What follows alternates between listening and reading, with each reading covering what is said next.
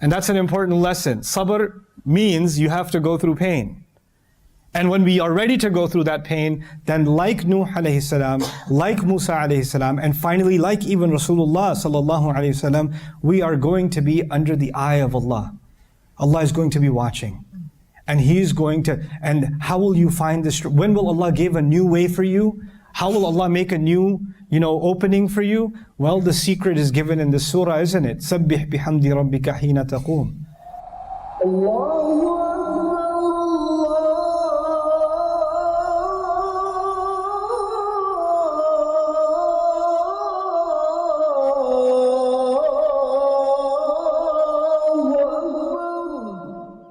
So what I'm going to start with is something that Musa alayhi salam and Nuh alayhi salam have in common. In the story of Musa alayhi salam and in the story of Nuh alayhi salam, you see two visual elements, two things that seem to be in common with each other. One of them is the sea, and the other one is the mountain. So in the story of Musa alayhi salam, we know that when Fir'aun was following him, Allah Azza wa Jal opened the sea, فَرَقْنَا بِكُمُ الْبَحْرِ. He opened the sea for Musa alayhi salam and the Israelites, and they went through, and Fir'aun gets drowned inside of the sea. We also know that in the story of Nuh alayhi salam, it's the only other story where flood or drowning is the punishment given to the disbelieving nation, and so the people who disbelieved in Nuh alayhi salam were drowned. In the beginning of the mission of Musa alayhi salam, Allah Azza wa Jal spoke to him on the mountain. The Arabic word for a mountain is either Jabal or Tur. Those are two words in the Quran used for the mountain. But regardless, Musa alayhi salam, Allah spoke to him on the mountain. And at the end of the journey when Allah commanded Nuh alayhi salam to build his ship, to build the ark, after the flood was over, فَاسْتَوَتْ عَلَى الْجُودِ, the ship landed on top of the mountain. So the two visual elements that these two stories have in common are the sea and the mountain. Now one more thing as we get closer to the point. Allah has a very unique style of speaking in the Quran. So when He speaks about different stories of the prophets, He speaks in unique ways about each of them. But sometimes He uses very similar language in one story, and then you find the similar language again in a very different story. And something like that happens between Nuh alayhi salam and Musa alayhi salam. So I want to start with Musa alayhi salam. When Musa alayhi salam went up to the mountain, Allah tells us in Surah Taha that when he went up to the mountain, Allah told him, not only is He about to give him the revelation, وَلَقَدْ مَنَنَّا عَلَيْكَ مَرَّةً أُخْرَى. We had already done favors to you many times before this. Allah has been doing favors to Musa alayhi salam for a long time. And so He started reminding Musa alayhi salam, when your mother put you in the basket, when your sister was walking on the side of the river, when you were raised in the house of Fir'aun, when we reunited you with your mother, كَيْ تَقَرَّ عَيْنُهَا وَلَا تَحْزَنْ, so her eyes could become cool, so she could find comfort again. I did you the favor of reuniting you with your mother. Then you killed someone, and you escaped, and we tried you in many ways. And so all of these different trials that he went through, Allah makes a list of all of them, and then at the end of all of them, the part of the plan was he will get married in Madian, he will go in the desert and live there for a while, and then one time he will get lost in the desert and he will see a fire on top of a mountain, and he goes and tries to see maybe he can get some directions there. This is where Allah was having this conversation with him, and He says to him some interesting things. He says, one of the things He says is, وَجِئْتَ عَلَى قَدَرٍ يَا مُوسَى. You came here right on schedule. You came here exactly according to plan. So all the things you went through were part of my plan, so you could be here at this moment. But part of what Allah says to him also is, وَأَنَا اخْتَرْتُكَ لِنَفْسِي. I have chosen you for myself. And another really beautiful thing, the thing I want you to focus on now, is He says, وَلِتُصْنَعَ عَلَىٰ عَيْنِي. So you can be crafted, and I'll focus on the word tusna'a in a second, you can be crafted under my watch. Meaning, crafting, when somebody works with wood and they make a table, and when somebody works with metal and they make a sword, And in different kinds of works, you have to do craftsmanship. You have to have artistry, to cut the angles properly and to mold it properly. People do a lot of sunnah when they are making a pot or when they're making utensils, right? So Allah is describing someone being crafted or designed. So Allah is telling Musa alayhi salam that all of those experiences you had were part of you being designed. So you know how in engineering there are stages of product development? And you have to go through one design phase, then the next design phase, then the next design phase. It's like Musa alayhi salam's life was being engineered by Allah, and every part of the design, every one of those experiences was part of the design, so you could be ready for your real mission. And in this is a really beautiful lesson that the experiences that we go through, they are part of Allah's design to help engineer us. Because we are like the human beings are like a baby is like raw materials.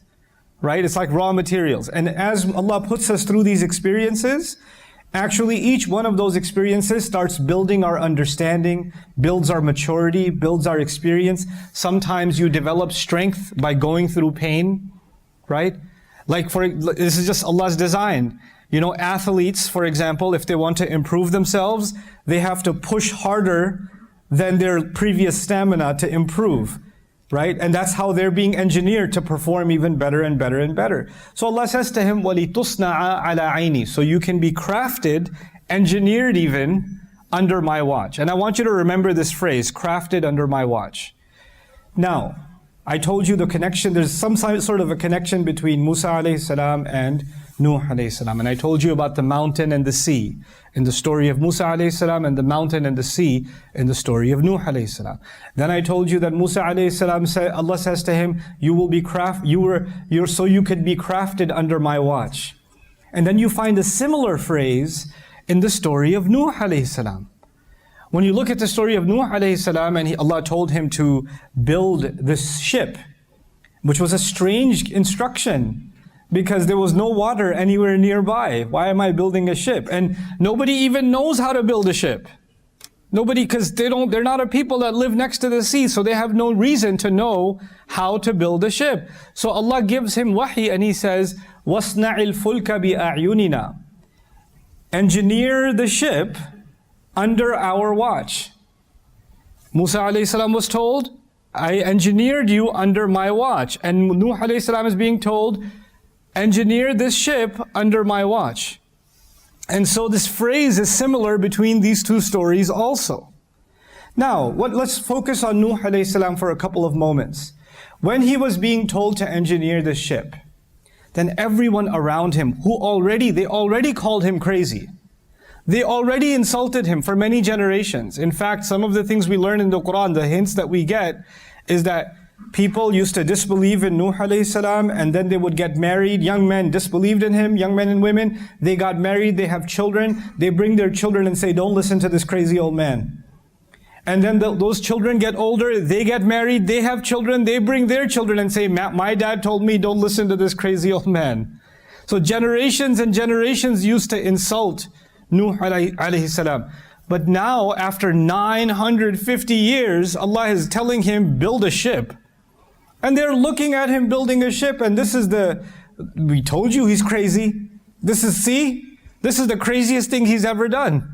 Right? So one of the big allegations against Nuh alayhi salam is that he is insane. By the way, that same accusation was made against Musa alayhi salam also. He was called insane also. But anyway, so he's building this ark, this ship, under the watch of Allah. But while he is building it, the more he builds it, the more people make fun of him. Every day he's working on it. You cannot build the ship in one day. You cannot engineer it in one day. You're working on it. And Allah it's almost as if, when you design something, especially construction project, engineering project, and we know it's big enough that it's going to fit human beings, it's also going to fit animals. So it's a very large construction project, right?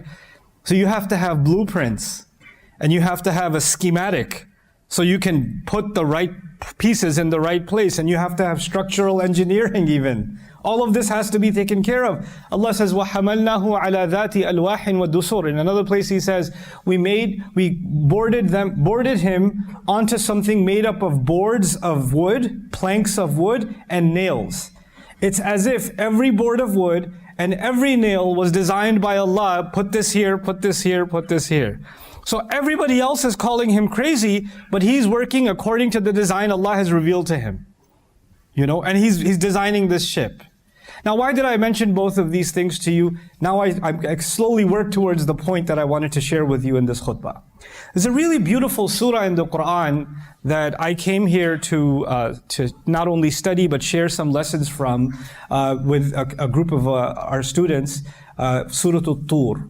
Surah At-Tur is surah number 52 in the Quran. And I'd like you to go after the khutbah this weekend, just read Surah At-Tur on your own. In the beginning of Surah At-Tur, Allah takes a number of oaths. He swears by a number of things. The first thing He swears by is the mountain. And the last thing He swears by is the sea. So, وَالطُّورِ وَكِتَابٍ مَسْطُورٍ فِي رَقٍّ مَنْشُورٍ وَالْبَيْتِ الْمَعْمُورِ وَالْبَحْرِ الْمَسْجُورِ. Actually, وَالسَّقْفِ الْمَرْفُوعِ وَالْبَحْرِ الْمَسْجُورِ. So the first thing was the mountain, and the last thing was the sea. And it's very subtle and delicate that at the end of this surah, Allah talked to His Prophet, sallallahu alaihi wasallam. Allah talked to Muhammad Rasulullah, sallallahu alaihi wasallam. And He said to him, وَاصْبِرْ لِحُكْمِ رَبِّكَ فَإِنَّكَ بِأَعْيُنِنَا. Keep moving forward with patience, stay strong on your mission, because you are commanded by your Rabb. Because of the hukm of your Rabb, keep working forward, because you are definitely under our eyes. The same phrase that I told you was used in the story of Musa alayhi salam, the same phrase that was used in the story of Nuh alayhi salam, is a similar phrase that now Allah is using for Muhammadur Rasulullah sallallahu alayhi wasallam, and He's using it in Surah At-Tur, in the beginning of which He made a hint towards the mountain and He made a hint towards the sea. No, but what does it mean for our Prophet alayhi salatu wasalam? It's kind of a combination of both of those stories and then even more.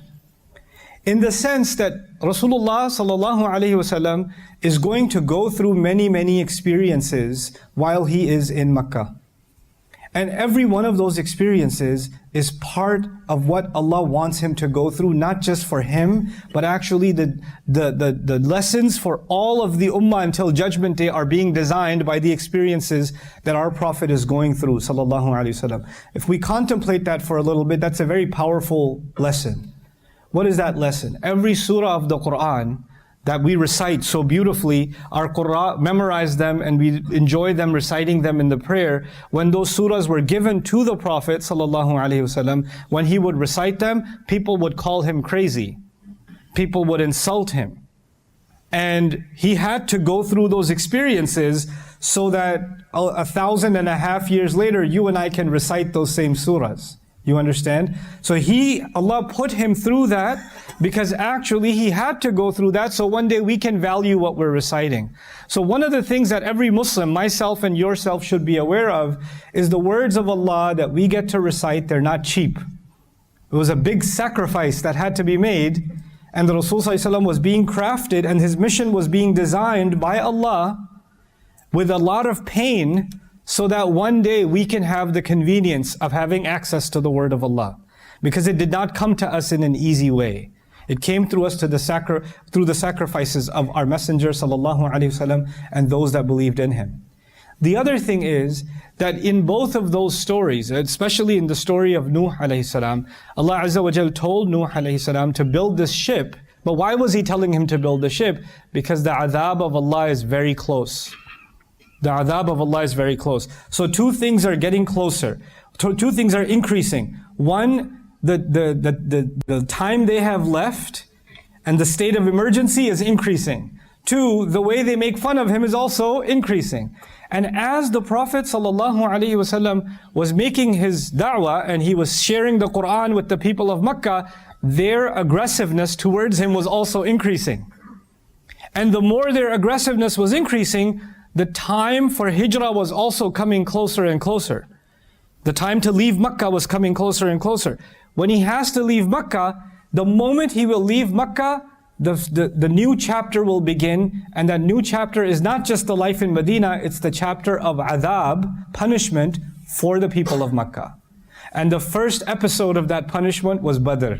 The second episode was Uhud, and so on and so forth. Right? The punishment, the phase of da'wah is over, now Allah's punishments will begin for them. And Rasulullah sallallahu alayhi wasallam is being told, وَاصْبِرْ لِحُكْمِ رَبِّكَ فَإِنَّكَ بِأَعْيُنِنَا. Stay committed to your mission, no matter what people are saying to you, no matter how much they call you crazy, whatever insults they give you.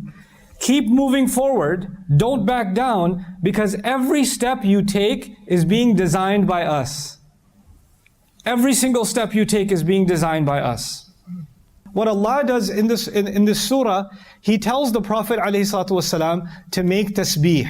As you get to the end of the surah, the Prophet ﷺ is being told, keep doing tasbih of Allah until idbarun nujum.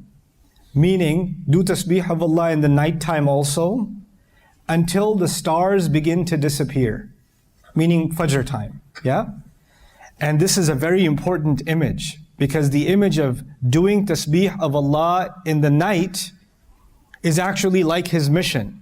He is calling to Allah, describing the perfection of Allah, sharing the word of Allah, and around Him is the darkness of kufr, darkness of shirk, like the darkness of the night. And soon that situation is about to change. There's new light that's coming. Right? So in it there's a subtle hint that things are about to change until the hukum of Allah comes. Until then you keep doing this. وَاصْبِرْ لِحُكْمِ رَبِّكَ. Until then you keep working. But soon I will give you a new hukum, a new rule, and that rule will be to make hijrah. And you'll have to go. But what does that mean for you and me? When you follow the command of Allah, when you stand by the truth, when you stand by what is just, when you don't allow corruption to happen under your watch, when you call it out, whenever you do that, it requires sabr. Because whenever you say the truth, somebody gets angry. Then people get offended. You're afraid to get attacked when you do the right thing. And we've got to keep doing the right thing until it becomes impossible to do the right thing. Until the very moment it becomes impossible. And when it becomes impossible, Allah will open a new door. The idea is you and I cannot just say we stand up for justice without going through pain. You have to go through pain. Allah loved His Prophet ﷺ so much, and He allowed him to go through a lot of pain. And that's an important lesson. Sabr means you have to go through pain. And when we are ready to go through that pain, then like Nuh alayhi salam, like Musa alayhi salam, and finally like even Rasulullah sallallahu alayhi wasallam, we are going to be under the eye of Allah. Allah is going to be watching. And He's going to, and how will you find this? When will Allah give a new way for you? How will Allah make a new, opening for you? Well, the secret is given in the surah, isn't it? سَبِّحْ بِحَمْدِ رَبِّكَ حِينَ تَقُومُ وَمِنَ اللَّيْلِ فَسَبِّحْهُ وَإِدْبَارَ النُّجُومِ. Do tasbih of Allah every time you get up.